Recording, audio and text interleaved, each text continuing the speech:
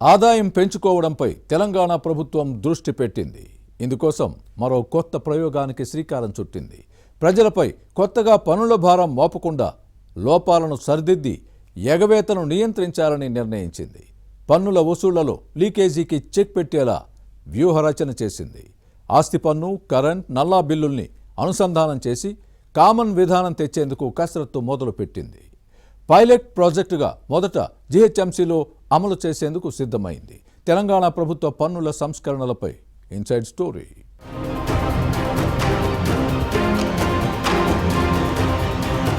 తెలంగాణ సర్కార్ అన్ని జిల్లాల్లో కామన్ బిల్ విధానాన్ని అమల్లోకి తెచ్చేందుకు సీరియస్ గా ఆలోచన చేస్తోంది.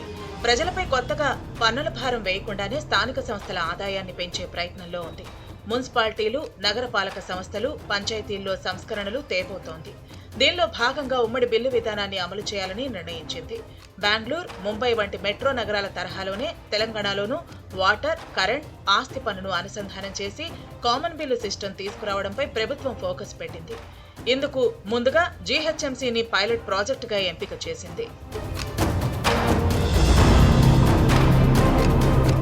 పన్ను ఎగవేతదారులు ఎక్కువయ్యారు. ప్రభుత్వ లెక్కల ప్రకారం కేవలం గ్రేటర్ హైదరాబాద్ లో 19,40,000 ఆస్తి పన్ను చెల్లింపుదారులు ఉన్నారు. కానీ ఇక్కడే అసలు ట్విస్ట్ ఉంది. వాణిజ్య సముదాయాలకు నివాస ప్రాంత పన్ను కడుతున్న క్రమంలో జీహెచ్ఎంసీ నష్టపోతోంది. గ్రేటర్ హైదరాబాద్ పరిధిలో రెసిడెన్షియల్ ప్రాపర్టీ ట్యాక్స్ చెల్లిస్తున్న వారి వాటర్, కరెంటు బిల్లులు మాత్రం కమర్షియల్ కేటగిరీలో ఉన్నాయి. ఇలా కమర్షియల్ గా ఉండి రెసిడెన్షియల్ బిల్లు చెల్లిస్తున్న ఆస్తులు దాదాపు 98,000కు పైగా ఉంటాయని లెక్కలు తీసింది. వీటిని అన్నింటినీ కమర్షియల్ పరిధిలోకి తేవాలని చూస్తోంది. ఇవే కాదు, ఇంకా అసలు ట్యాక్స్ నెట్లోకి రాని భవనాలు 70,000కు పైగా ఉన్నాయని అంచనా వేసింది. ముందుగా గ్రౌండ్ ఫ్లోర్ కు అనుమతి తీసుకుని ఆ తర్వాత 2, 3 అంతస్తులు నిర్మించిన వారు ఉన్నారు. అలాంటి వారిలో చాలా మంది ఇంకా ఆస్తి పన్ను అంచనా పరిధిలోకి రాలేదు. ఈ రకంగానూ జీహెచ్ఎంసీ నష్టపోతోంది.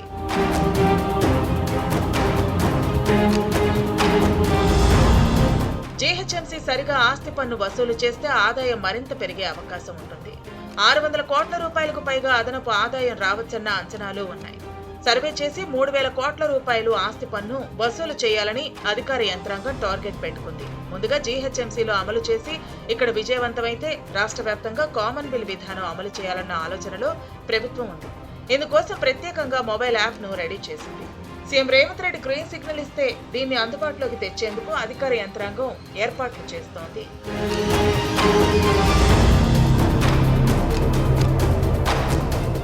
కామన్ బిల్ సిస్టమ్ కోసం జీహెచ్ఎంసీ బిల్ కలెక్టర్లు, తెలంగాణ దక్షిణ ప్రాంత విద్యుత్ పంపిణీ సంస్థ మీటర్ రీడర్లు సంయుక్తంగా ఇంటి సర్వేను నిర్వహించాలన్న ఆదేశాలతో ఈ పని ప్రారంభమైంది. మొబైల్ నంబర్ మ్యాపింగ్ ప్రక్రియను చేపట్టింది. కరెంటు వినియోగదారుల మొబైల్ నంబర్లను జీహెచ్ఎంసీ ఆస్తి పన్ను గుర్తింపు నెంబర్ పీటిన్తో అనుసంధానం చేస్తోంది. ఈ ప్రక్రియను పూర్తి చేయడానికి ఈ నెల 15 వరకు గడువు విధించింది. టెక్నాలజీని వినియోగించి ట్యాక్స్ ఎగ్గొట్టే అవకాశం లేకుండా ఖచ్చితంగా పన్ను వసూలు చేయాలని ప్రభుత్వ లక్ష్యంగా పెట్టుకుంది. జీహెచ్ఎంసీలో విజయవంతమైతే రాష్ట్రమంతటా విస్తరించే అవకాశం ఉంటుంది. ఇది ప్రజలకు సౌలభ్యమా లేదా కొత్త భారం తెచ్చే వ్యవస్థగా మారుతుందా అన్నది మాత్రం రాబోయే రోజుల్లో తేల